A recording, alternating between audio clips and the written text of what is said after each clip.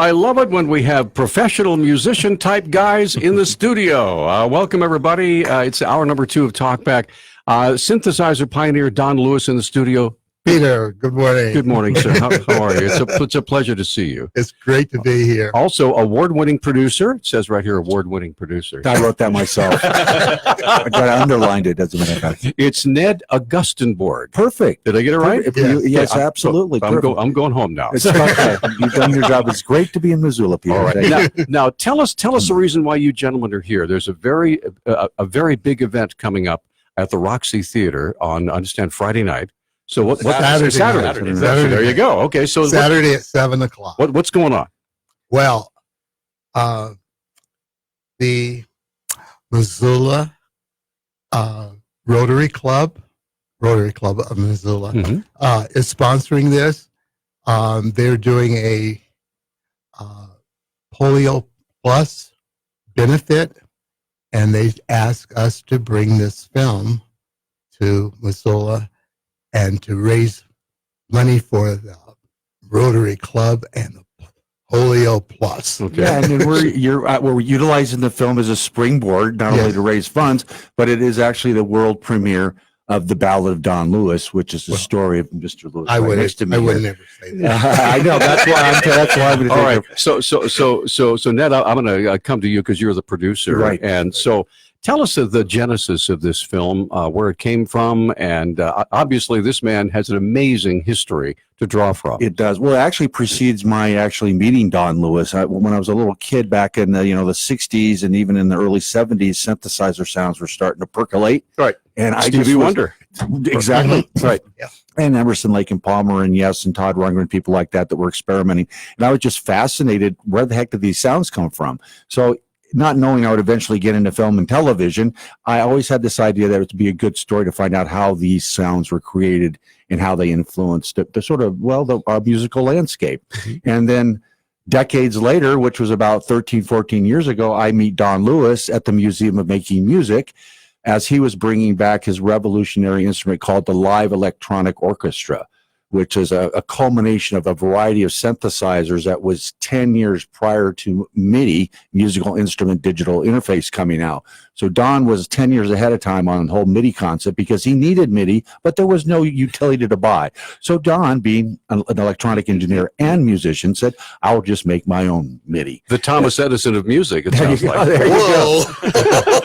So that's where we met, was at that concert. And the more I got to know Don and his lovely wife, Julie, the more I realized, God, I not only got the story of electronic music through Don, those pioneering years, but it's a story about the human side of how these things developed. Everything from the issues with commerce, technical inabilities, to problematic racial issues that were still occurring at that time. So it's a wonderful, wonderful, dramatic story that is actually a very informational documentary as well. So if you wouldn't mind, Don, I'm just going to ask you, how in the world you got into this in the first place? Because way back when, there were guitars, there were drums, there were bass guitars, there was also a whole orchestra of music, but electronic music, no one had really experimented with it very much. Well, my first inspiration of hearing electronic music that really turned me on was Wendy Carlos, was Walter then. And she came out with this album called Switched on Bach, and it was a Moog synthesizer. Took her 2 years in the studio to realize this album, and it became the most popular classical album in the world. And I think right now it still is. It's sold more than anything else. I heard those sounds, and man, I just went bonkers. My head just said, wow. But after I found out it took her 2 years and I was a live player, that wouldn't work for me. I said, I've got to figure out a way to make this happen live. And that's why we have Leo Live Electronic Orchestra. I had worked, of course, in electronics in high school. We had a high school electronics course. It's like a shop. Wow. In Dayton, Ohio, Paul Ornstambar High School. I remember. Beats the heck out of shop class. Yeah. but it was really where my science and math. I love science and math. And so really it was laboratory for that, because we had to figure out circuits. We had resistance, capacitance, inductance, and all of that stuff. And it all came together. And so I was always interested in electronics and thinking about how, in fact, in my senior year, we built a TV. We did this all the way through. Right. And then I got interested in by that time I started playing the organ. And we had a pipe organ, but I thought maybe electronic organs, electronic organs up. And I wanted to build an electronic organ, but I didn't have time in that time. So it was always in the back of my mind. Mm-hmm. I've got to build something like this. And so along comes 1972, and I started working with the ARP synthesizer company, and Alan R. Perlman. And then it started to happen. But on those synthesizers, the keyboards, you could only play one note at a time. It was a monophonic instrument. That wasn't going to work because I needed harmony. Right. And so I would have 2 or 3 keyboards on top, and I had my fingers stacked on top of each one. Okay, you can only do that if you've played pipe organ, and that's a whole nother thing. And so what happened is that when I came to California in 74, I ran into this guy. You mentioned Stevie Wonder. I ran into a guy who actually created a controller keyboard that would actually control several synthesizers. His name is Armin Pasetta. And Armin and I got together. He had the keyboard, no synthesizer. I had synthesizer and no keyboard. And so it was, match made. Sounds like peanut butter and jelly, man. Thank you. Hey, we're up against a break. Okay. This is fascinating stuff. I'm a drummer. I'm not a musician, but I'm really into this stuff. And so anyway, 721-1290. If you have a question or comment for Don or Ned, give us a call. It's 721-1290. We'll be back in just a moment. Good job. It was good. Huh? It was good. So were you. Yeah. You guys are pros. You guys remember back when they had the original catalogs with the Heath components? Yes, yeah. Stuff. I used to get those in the 70s when I was in my band. Okay. I like it. And I had a double bass drum Ludwig drum set, the whole Ginger Baker set. Wow. I was 16 years old, right, and just absolutely loving it. Sure. But we had our bass player was the leader of our band, and he actually built a Leslie speaker from scratch. You're kidding. With the whole with the horns. And he put weights on it. The counterbalance. But he got it to work in his garage, right? Uh-huh. But every time we move it someplace to go play, it would knock it out of adjustment. Oh, no. Yeah, you're right. I forgot. So, yeah, those Leslie. Anyway, that's funny. Old tales. Anyway. What? Oh. Is it possible to get a recording of this interview? Oh yeah. Oh, yeah. great. Sure, We record it via MP3 there, and then we're live on Facebook even during the break. So I should. Love it. Oh, great. But, so you can actually watch the show from over again. All of the shows are archived. I see. We're on. So we have video of it. You and we guys also are have happy. audio of it, so I can email Victoria both. Oh, you're the best. Thank you. Yeah. I'm glad I wore my Clipper shirt. As you could probably tell, we never have any fun on the show. I noticed. Here we go. Stand by.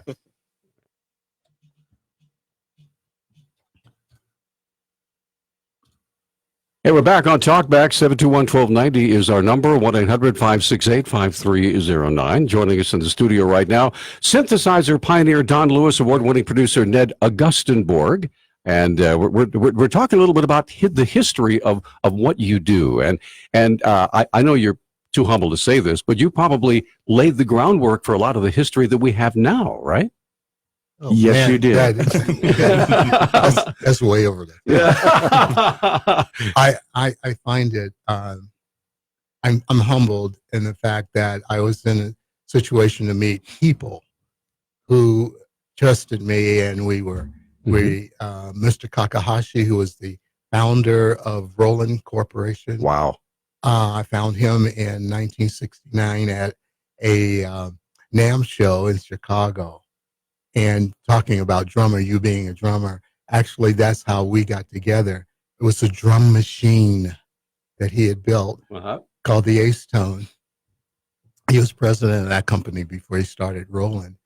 And so I had modified his drum machine because none of the rhythms made any sense. You know what I'm talking about. Yeah, exactly. The popular music that we were doing here. Right. And so he was in the presentation. He was there in the audience, and he came up afterwards, and he looked at it, and the rest of it's in the movie. So hint, hint, you got to come. That's right. Right. If I could add something here, one thing that Don's pretty humble about that I think is absolutely incredible.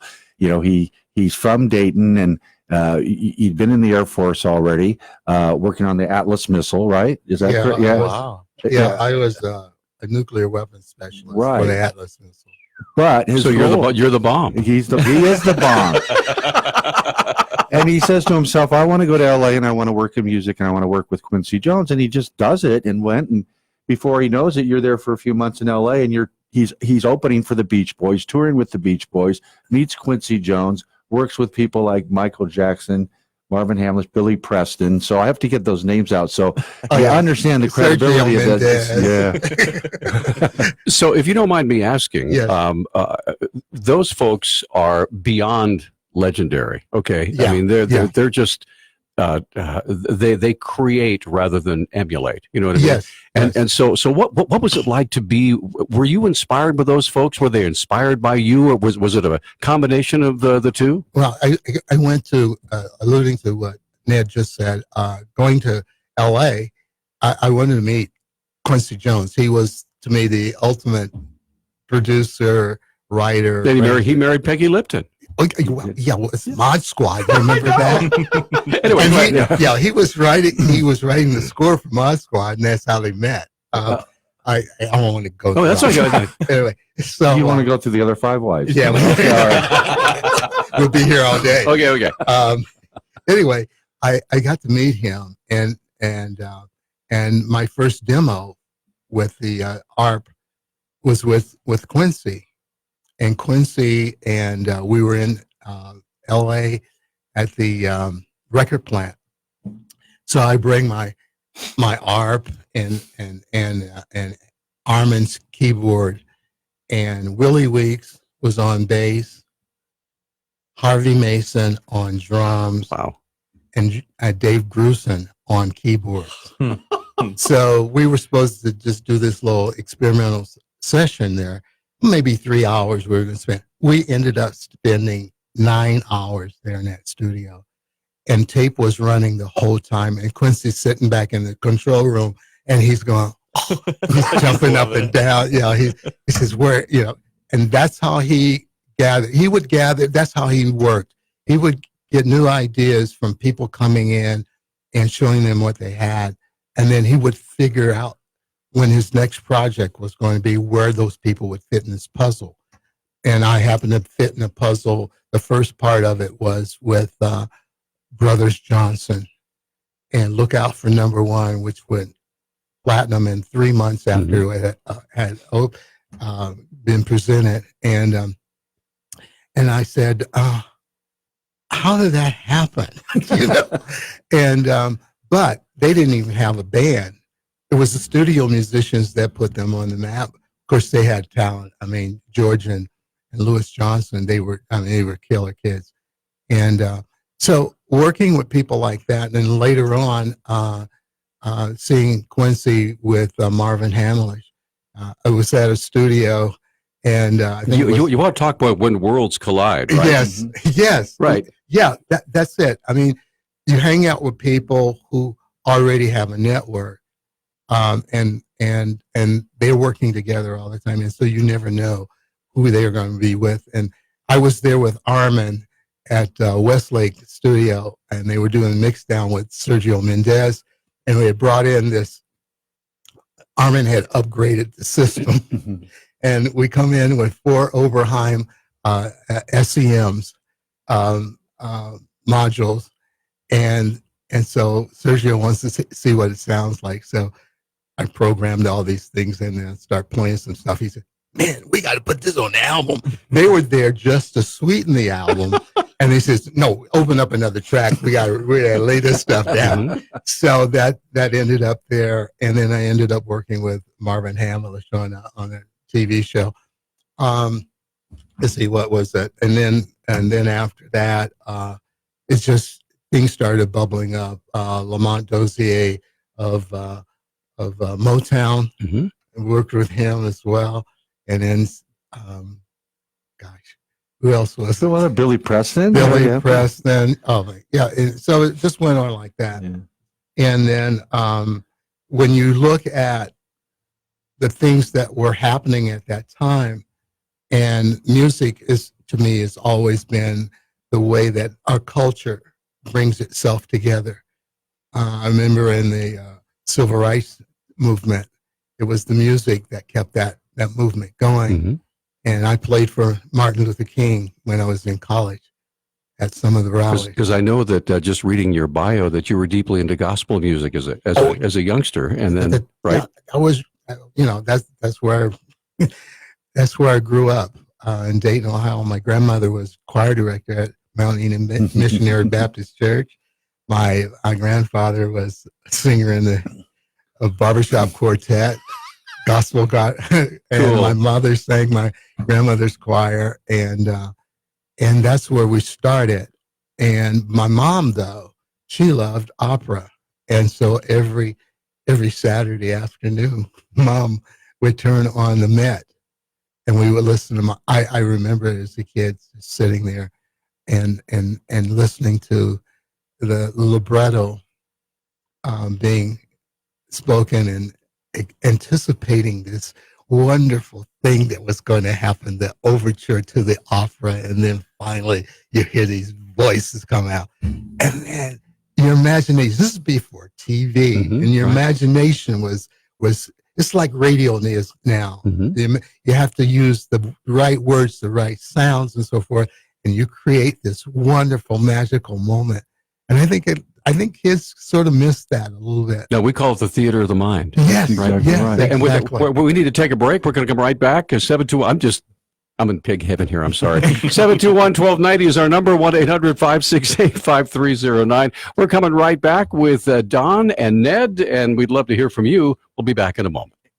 And Be right back. we need to promote an event. We come right back. That's Okay. what we got. So want me to take that? Yeah. And then what's the best thing for me to tell people over there is that they should just contact the Roxy Theater? What's the best way to just tell them to contact the Roxy Theater? $100 a seat, right? Okay. No, okay. Okay.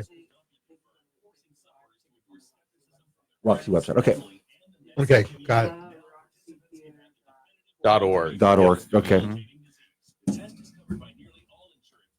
How have ticket sales been so far? Do you guys know? How's it looking? We're at about 60% sold. Yeah. Good, really good. Yeah, it is. Yeah, we're hoping to sell out. It's one of these things, if you don't know Don, you don't know what you're missing. And this is going to be such a wonderful night. Well, hopefully people listen and learn, and they want to this learn is more. great, yeah. Oh, that'd be great. Yeah. But- Well, They performed twice yesterday, once at the Breakfast Rotary and once at the New Rotary. Oh, no way. People were in awe. Really? Yeah. That's great. We should have had you do a little something while you were here. I I didn't hadn't think thought of about that. Yeah. yeah. Got a ukulele? Someone got a harmonica somewhere? Did you ever learn the harmonica? No, I never really got. Okay, yeah, we should talk about that too when we get back. Okay. All the things that you've done since you've been to Missoula. So- Big Okay. Sky. Yeah. Big Sky. So, Peter, if we can mix with the calls, if we can start promoting the event, so bet. that'd be great. Absolutely. Thank you. And just hit me with the question, and I'll take that one.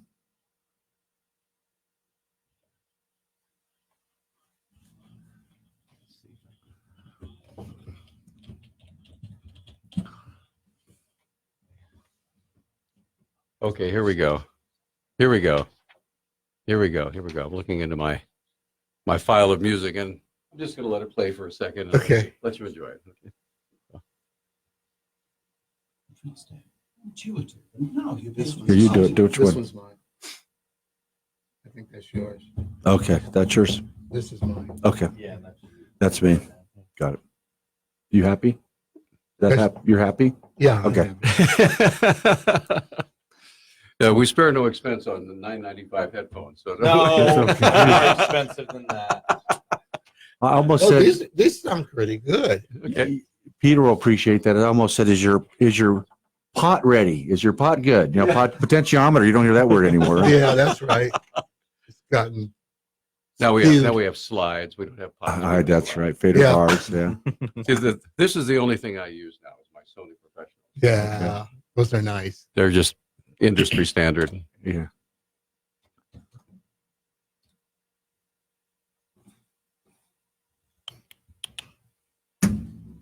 Oh, go right ahead.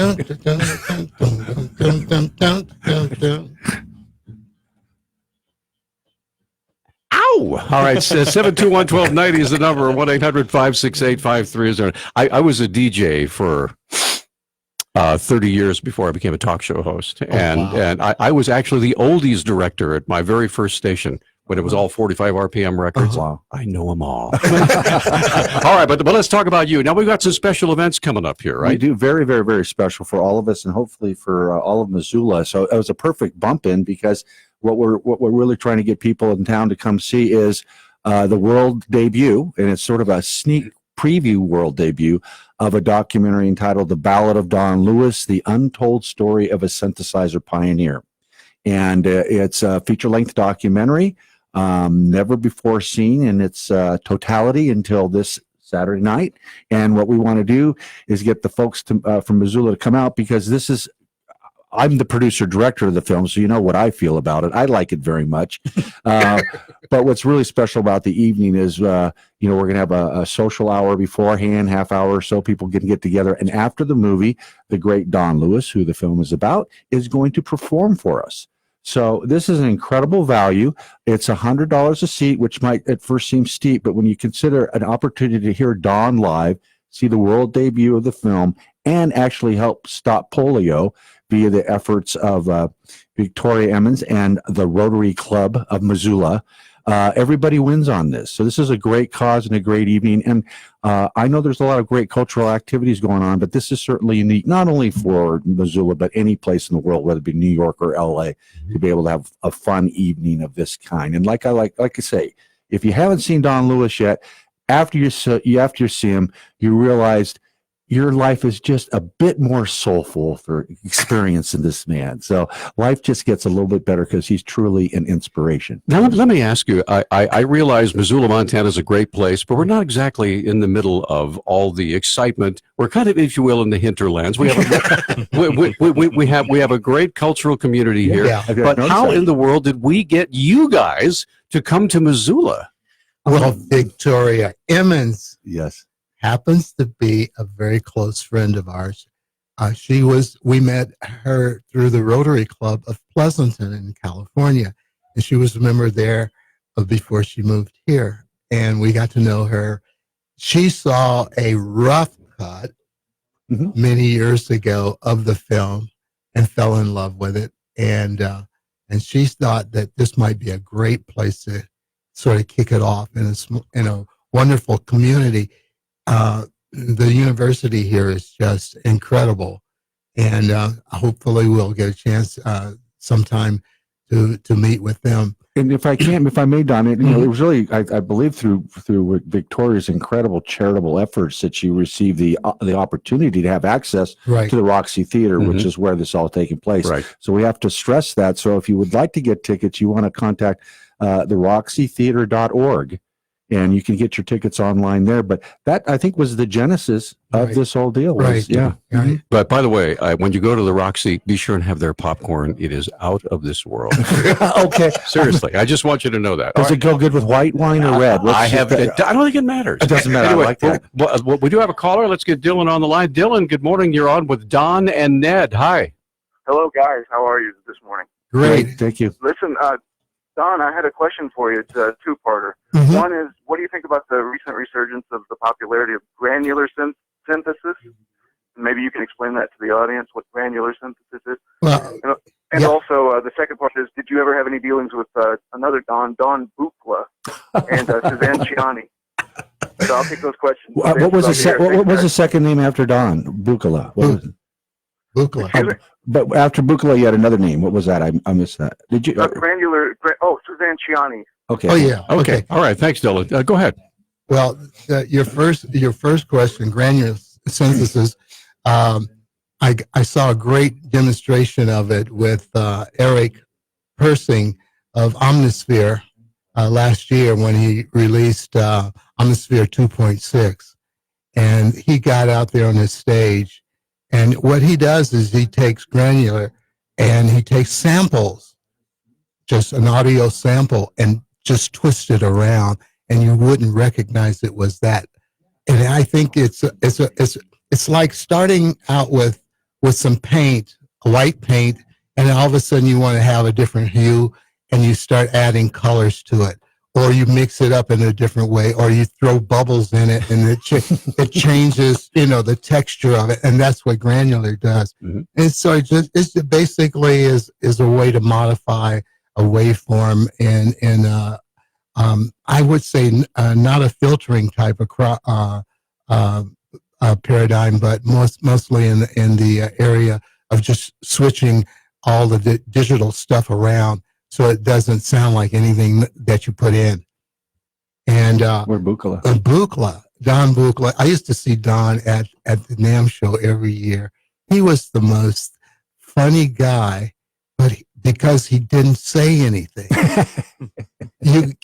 Last time, in fact, I have a photo of Don and I at the show, and I've got my arms wrapped around him, and he's looking at me with this, and always wore this hat, this big black hat, and he's looking at me like, "Oh man, where are you from?" Suzanne, I have not met her, but I love her music. And Buchla was one of the great innovators as far as inputs to the synthesizer, because he didn't want to just use a keyboard because he thought it was very limiting. So he had other kinds of sensor technology that he could manipulate. It was more tactile, Yeah. yes, oriented, and which of course makes more sense, because the synthesizer can do more than just on and off. And so I think his contribution to that world, in fact, we're still doing a lot of experimentation now. MIDI has a new protocol. It's MPE, and it's it's like a three-dimensional sensory application to the MIDI protocol. And it's allowing us now to touch a keyboard, move forward on a key, or press down on the key and press harder on the key, backward and sideways. So it's a three-dimensional aspect. And so now you can move the synthesizer in three-dimensional ways.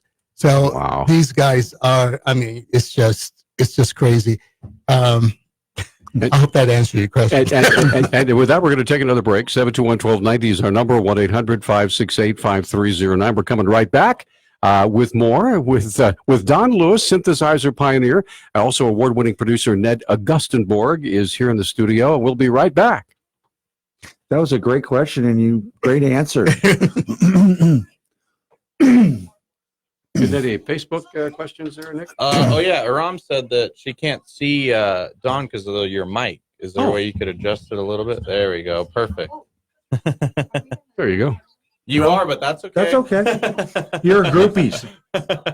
You guys can come on into the studio if you want. Do you want to grab the big camera and take some shots? You can too, if you want to get the big camera out. We can take some after the show too. Okay, we cool. don't have a show after you guys. So we'll very have plenty of good. time Okay, good. to actually stage. But we want to get Peter in it. And then the only thing we haven't mentioned is Gary. Well, let's do that. Let's do that coming out of this break. Okay. Want me to do that? Or do you want to do that? You want to do Gary? Yeah, well, I can do it. Okay, you do, Gary. I can throw it to you. Thanks. Incredibly subjective. Yeah. Yeah.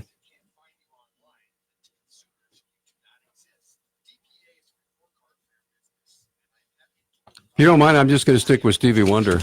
I love it. Can't go wrong. We actually pay homage to Stevie in the film. That's great. Quickly, but he's there, yeah. What the question I had is, and maybe we'll get to it, maybe we won't, is how you're able to bring the synthesizer from the studio into live performances. You know what I mean?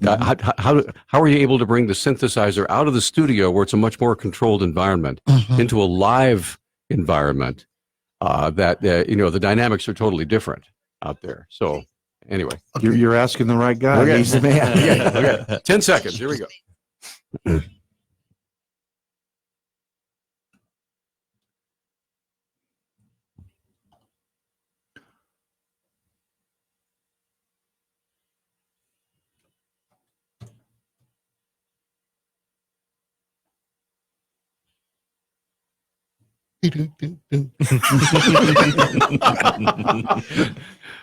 I didn't want to ruin it for you. Very considerate. All right. So now, real quickly before we get more involved in the conversation, you have some other things you want to Yeah, I share. actually wanted Don to mention this a bit because Gary, who is such an integral part of making this happen for the concert after the film. Yeah, Gary Bowman, who is a Rotarian from the Missoula Rotary Club, has been a wonderful sponsor. He's actually put together a keyboard system that I can use here Wow. for the show on Saturday.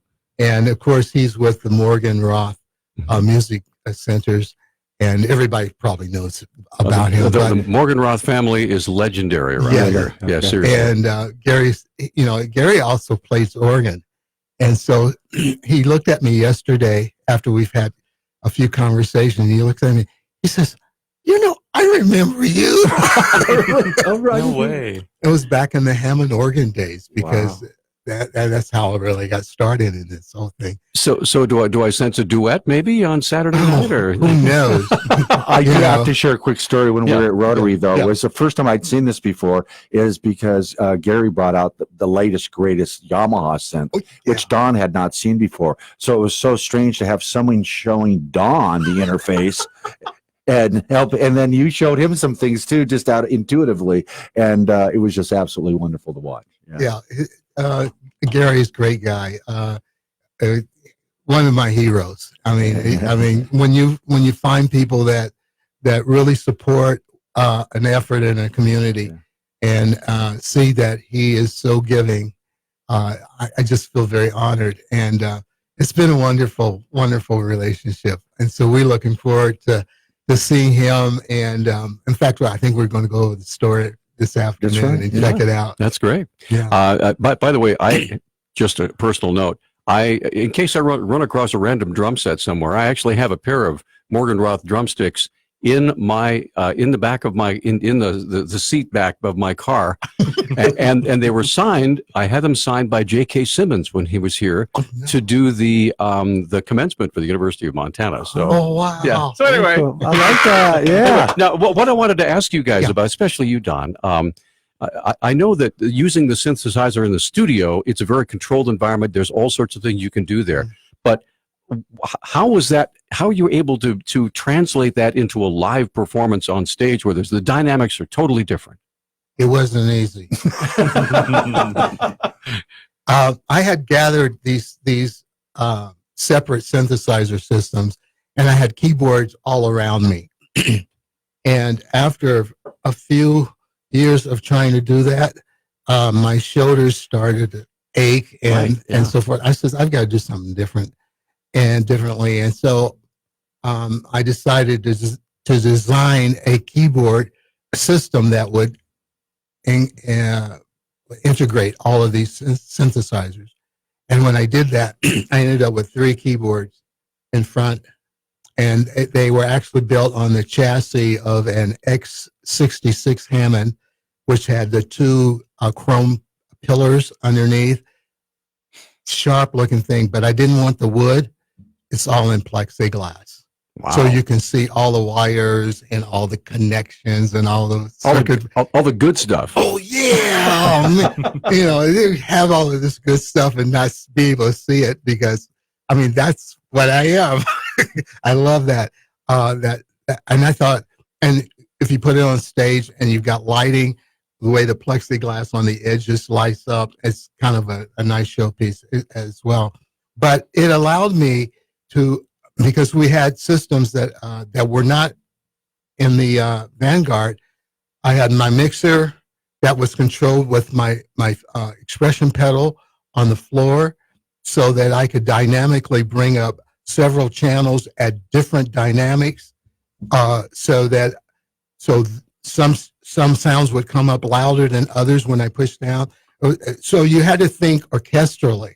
And being that I had worked with orchestras before and understood that was, you know, the way you do it in the studio. So I had to do it with one foot. And then I had another section where I could bring in my effects. And I took those channels and ran them over to the other section, which is on the top. You'll have to see the whole thing. But it enabled me to muscle memory after a while. And you just automatically start moving around, and you know what's on this side, you know what's over here, and you just almost do it in your sleep. But it's a matter like anyone playing a violin. You got to have that finger in the right position if you're going to get the right. So it's not really anything unique, but it's an application that may be unique to that instrument. Musicians are hearing you because anybody who's practiced and practiced and practiced and practiced and practiced, you know, whether it's piano or cello or drums or bassoon or whatever it might be, all these instruments, you get a feel for it. But the longer you spend time with it, the more you have a feel for it. And what I hear you saying is you have a feel for the way you've gauged your instrumentation, so you know, again, the muscle memory kicks in, and so you know exactly, boom, when to bring that in, and the crowd goes crazy, and you know that it's part of that symbiosis between audience and performer. It's a thing that brings music, and especially participating in the process of making music. Music, you can hear it, and passively stimulates your mind. But when you're playing the musical instrument, it connects many more synapses in your brain, and it causes the brain to actually be a stronger part of your existence, because it gets the brain. Otherwise, it atrophies. You know, like anything else, if you don't use it, or it connects. This is the thing that really can connect even more things than your muscles can. And that's the magic of music. We're going to take another break. Come right back. 721-1290 is our number. 1-800-568-5309. I have to skip out of here in about 8 minutes, but Nick's going to take over at that point. But our guests in studio, synthesizer pioneer Don Lewis and producer Ned Augustenborg, joining us here and talking about a very special event coming up Saturday night at the Roxy Theater. And we'll talk more about that when we come back.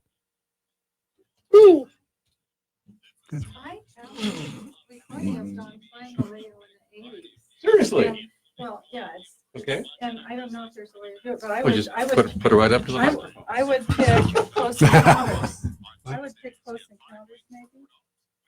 Because this would be an amazing example of the analog sound. Put it right up to the Okay, so let microphone. me- All let right. me Just try and see what get that thing rolling. And, happens. there we go. Yeah. Okay. Well, when we come back, we'll do that. Okay. Okay. It's a little It's not going to sound really great on the microphone, but no. We'll get a little taste. You bet. Yeah. Oh, that's a good part. Because that'll be. Yeah. Yeah.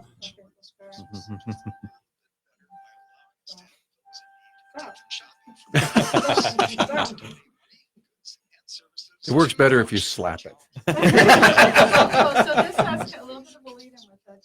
And then it eventually gets into the pure 808 sound and all that stuff. Boom, boom, boom, So, boom, boom. so I don't know how long can you go, like a minute?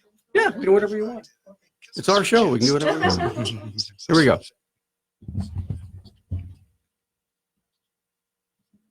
In fact, we'll use you for our bumper music. So come on over here. You ready? You're ready. You're ready. Get ready.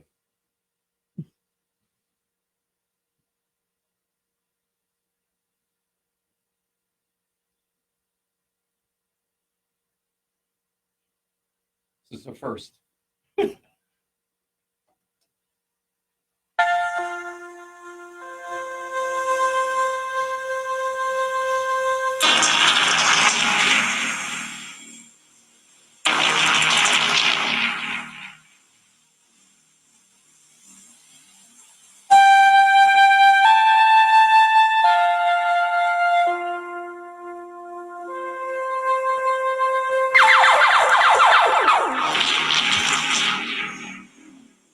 There you go, folks. that is, we've never done that before. Just holding up and that's your composition, right? Or your rendition of Close Encounter. Yes, I did that because it was fun. I love that movie, and of course that movie had the ARP synthesizer in it, the 2500, and do do do do do. Want to blast the windows out? Yeah. It was so cool. It was so cool. Anybody who's ever played in a rock band, that's your one fantasy. You play so loud the windows blast out wherever you're playing. But moms and dads don't like that very much. So anyway, let's continue on with your story now. How in the world did you end up? How long did it take you to really begin to build the name where you became a legend? I know that's hard to ask you, but maybe I should ask you. Yeah. Well, the thing is Don is not a household name, and right. The hit making, fan followers, but he was always famous in the world of musical instrumentation. So he was a legend already. He was probably the go-to guy, right? Absolutely the go-to guy. And there's a lot of people who, appreciated that because Don is such a giving, loving person. He'd been through it all, especially with the experiences he just mentioned, the challenges of trying to bring the synthesizer out of the studio, and into the live environment. And a very good platform for him was the NAMM show, the National Association of Music Merchants, because I don't think there was anyone who didn't want Don to play their instruments because he made them sound so good, And so that was a big part of the legend. What I wanted to try to get across was a documentary that focused on his legendary feats, and the average person understands the significance of what he did, and how it definitely, in some cases, some of these things may have happened anyway, but Don just pushed it up a lot, whether it's a unique concept or pushing the future forward or into real time quicker. Don was there to push it forward. So I needed, with the documentary, one of the biggest challenges was to quickly establish the historical context of the analog synthesizer, how it changed music, and then what Don's role was in that, and I think it was successfully completed. And I couldn't have done it, without Don and Julie, obviously, because especially his wife, Julie, is such a detailed person in relationship to the history. So she had everything documented, and the people that are in the documentary, like Quincy Jones and Herbie Hancock, what's unique, it's not like a Ken Burns documentary, although he does great stuff, obviously, where he's got people writing the history and it's their version of the history. Mm-hmm. This is first person. You're in the people that were with Don, that were with Quincy, that were doing it, So you're hearing the truth about a very interesting period of music. So let me ask you this, Ned. If Quincy Jones were sitting right here, mm-hmm. What would he have to say about Don? What we'd have to say about Don is... Now close your ears. Okay. I'm leaving. Okay. Capital letters, bold, italicized, underline, Don is a pioneer. That would be the first word he'd say. Is a pioneer. He was the guy that was there experimenting, and I believe Quincy feels himself to be very fortunate to have had Don knocking at his door one day, saying, I can contribute to the cause mm-hmm. here. I can help you paint these audio pictures, and you were talking about Quincy earlier, and mm-hmm. and it made me think about the documentary. It's not your typical music documentary. I like to call it a sonic documentary, because it brings out what creates the sounds, which then is turned into music. Mm-hmm. But yeah, absolutely, Quincy would would be emphasizing Pioneer with a big thank you behind it. Yeah, and that's all music is collaborative, right? I mean, Yeah. you can do solo stuff, but you never do solo stuff alone. Somebody's got to record it, somebody's got to write it. I mean, it's all collaborative, right? Yeah. Yes, even when I built Leo, it was a collaborative thing. Richard Bates, who ends up being a robotics engineer for Martin Marietta, now Lockheed Martin. He was just out of high school, and I had him work with me to build Leo. He loved electronics, and so it's those kinds of collaborative things. Even though I wanted to do this, I couldn't do it by myself. And there are other people who were part of that process. The financier, DeWitt, Right. all of these people are part of this whole story. And what I feel very humbled about is to just be in a place where I could contribute something to them, and they gave me more than I could ever contribute. The inspiration to do that. The Kakahashi, John Chowning, who came out with FM synthesis at Stanford University. I met him in '72 and ended up working with him on the DX7 of Yamaha days, the FM synthesizer that blew it out, everything out of the water at the time. We're up against our last break. 721-1290 is our number, and Nick's going to come over here and take you guys home. So we're going to come right back. This is just a 1-minute timeout, so we'll be back. We want to talk about, when we come back, the actual event, what's coming up, what it's for. For those who just joined us, maybe weren't here at the top of the hour. Fantastic. So we will be right back here in just a moment. You load bumper or no? Ready to go. Sorry, gentlemen. I'm so sorry. Oh, wow. It's a pleasure meeting you. God bless you. All right, Really, take care. really appreciate it. All right, Peter. Thank you very much, Peter. Great job. This is a real short break. We got 30 seconds, Okay. and then we'll be back. Okay.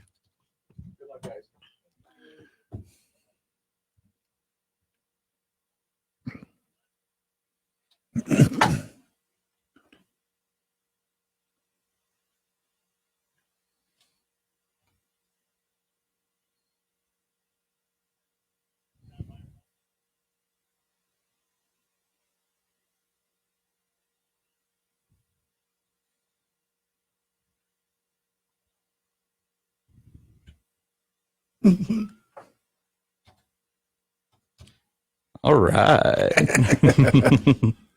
All right, we're back on Talkback. It's our last segment here. We're visiting with synthesizer pioneer Don Lewis and award-winning producer Ned Augustenborg. And something that we didn't get to touch on, we've talked all about your success, right? Mm-hmm. But I know it wasn't always easy, right? And there were times when probably people didn't accept your vision. So I was hoping you could talk a little bit about that too. Oh, wow. It wasn't my audience that couldn't accept it, but there were institutions that looked at what I was doing as being a threat. And this always happens when you're doing something that may seem to be disruptive to a tradition. And so it was a situation where the Musicians Union didn't take lightly to this whole thing, and that's explained in the movie. And they labeled you. What did they labeled you? The national enemy? Is that right? Yeah, he was actually in their newsletter, Yeah. a national enemy to the Musicians Union, and he had been a long-term dues-paying member. It's not like Don was a scab or something. Yeah. But that's like Don said. You've got established institutions. They don't like change. They don't like technology. It's a threat. They don't know how to handle it, so they go right away with elimination. And that is really the part of Don's life that made this more than just a documentary, but a real dramatic story that touched somebody's life in a very severe way. And Don didn't like to talk about this subject. And like I said, it's in the film, but because it hurt so much. But one thing that was great through our conversations is both Don and his wife, Julie, said, you know, if this film can prevent this from happening to another artist or another individual who just wants to bring joy to people's life, then we should do this film. So do we run into that still now? I mean, I'm sure people are trying to be pioneers today and trying to, you know, move music forward in ways that maybe it hasn't been, and or is it more accepting now than when you were coming up? Well, I don't know, because there's so many technologies and so many different things that people are interested in. I think if you look at the latest is the electric car. Tesla is a very disruptive situation for car manufacturers. And I remember when I was in high school, GM used to come to our high school about every 2 years. And back in 1958, I remember them being there and having a car that ran on solar. Oh, wow. Oh, And they brought it into our gymnasium, and the car actually ran off of the lights that were in the gymnasium. This is in '58, and so we knew that they knew that they could do this, but why has it taken this long?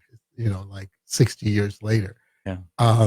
But when you see that happening, then you know that things are changing and people are becoming more aware.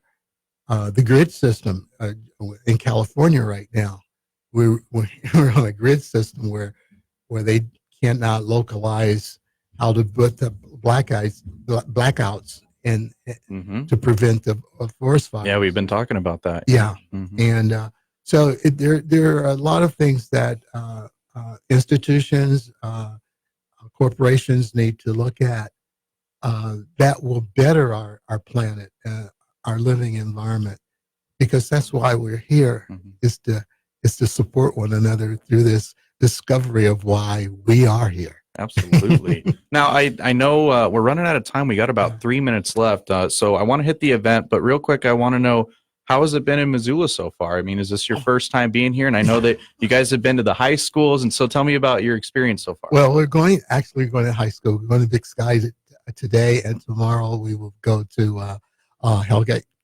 And the Rotary Club has been just incredible.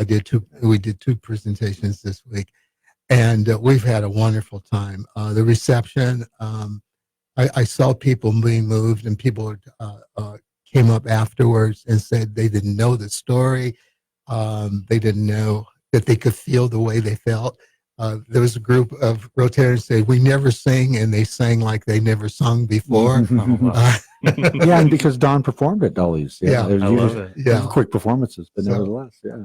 Well, yeah, we got about just less than 2 minutes left. So let's hammer the event. Okay. When, where, and how much it costs, and why should people come? Okay, well, the event is a documentary. This is the world premiere. It's a sneak preview and a world premiere, so that's sort of different. And the documentary is titled "The Ballad of Don Lewis: The Untold Story of a Synthesizer Pioneer." And it'll be at the Roxy Theater on Saturday, 7 o'clock. Now, in addition, which makes this such a special event, is in addition to the film, it's a feature-length film. It runs about an hour and a half. Don is going to be performing at the Roxy immediately after the film. So this is an incredible value. At first blush, $100 a ticket sounds a bit steep, but when you realize it's also going to help stop polio and helping the collective efforts of the Rotary Club of Missoula, this is just a great opportunity. And I can't stress it up. I mean, I've known Don for almost 15 years now, and I never get tired of a single measure, note, or song that this man plays. And he is an inspiration. And I guarantee you, if you come to this show on Saturday night, you're going to be inspired on a multitude of levels, not just creatively, but emotionally. And you're just going to feel that much better about yourself and mankind by going to this. And I know it sounds extreme, but it's absolutely true. And once you meet him, you'll know. Also, I wanted to mention, you made me think of this when we were talked about the Rotary Club meetings, is if you'd like to know more about the film, you can go to the balladofdonlewis.com, and there's a 2-minute trailer there. And you can see that, and it'll help you make your decision, which I'm sure will be good. Awesome. Gentlemen, we're out of time. If you want tickets, they're at theroxytheater.org. Get them now. They're still available. And yeah, we'll be back tomorrow. We're going to speak with Monica Tranel. She's running for the Public Service Commission. Peter will be here with Montana Morning, 6 to 8:30. We'll see you tomorrow. Thank you.